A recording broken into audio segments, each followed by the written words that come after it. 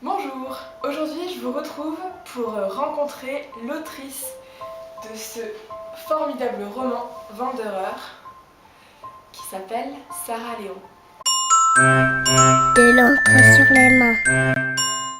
Ça t'a semblé être une expérience de quelle nature pour toi à écrire ce premier roman? D'une part, j'écris disons, à peu près depuis que je sais lire. Disons la partie vraiment construction du roman, c'est un immense bonheur. Et puis en même temps, quand même, il faut le dire, c'est terriblement dur. C'est-à-dire que écrire une phrase, passer une demi-heure à la raturer pour essayer de trouver le bon rythme. Donc c'est vraiment quelque chose de douloureux pour moi d'écrire. Mais bon, en même temps, quelle joie de se dire, voilà, j'ai écrit ça.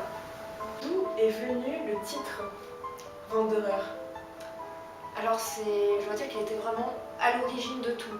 Quand il n'y avait absolument aucune histoire, rien, pas de personnage, il y avait déjà le titre, Wanderer. Der Wanderer en allemand, c'est le promeneur ou le voyageur. J'avais juste cette image de cet homme qui avance, solitaire, dans un paysage enneigé. Est-ce que pour toi le Wanderer ça pourrait être l'écrivain finalement?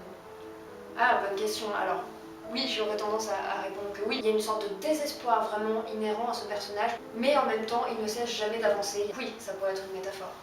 Quels sont tes 3 auteurs préférés? Oula, alors, celui qui m'a le plus influencé pour l'écriture, c'est Julien Gracq. Son style est fabuleux. Après, pour ce qui est de la vie, je pense qu'une découverte qui a été capitale pour moi, ça a été Simone de Beauvoir, et qui a vraiment été voilà, un modèle de femme écrivain libre. Et pour le troisième, David Henry Thoreau, qui préfigure vraiment des questionnements écologiques qui sont aujourd'hui totalement d'actualité. C'est important pour toi d'avoir des auteurs modèles pour toi, non seulement en tant qu'auteur dans leurs œuvres, mais aussi dans leur vie. Oui. Donc Sarah, tu sais que nous sommes en compagnie de passionnés d'écriture. Est-ce que, grâce à ton expérience, tu voudrais bien livrer un conseil ou un mot pour ces passionnés? Fitzgerald avait pour coutume d'afficher au mur de sa chambre toutes les lettres de refus qu'il avait reçues des éditeurs. Bon, puis on sait qu'il est devenu Fitzgerald, donc il m'avait dit ça pour me dire ne te décourage jamais, tu vois, de plus grands ont eu autant de difficultés que tout le monde. Persévère, continue à écrire et affiche tes lettres de refus. Écoute, je te souhaite beaucoup de lettres de refus. Merci. Et merci beaucoup Sarah. Merci. A très bientôt sur De l'encre sur les mains. Vous pouvez retrouver ma critique de Wanderer dans la description.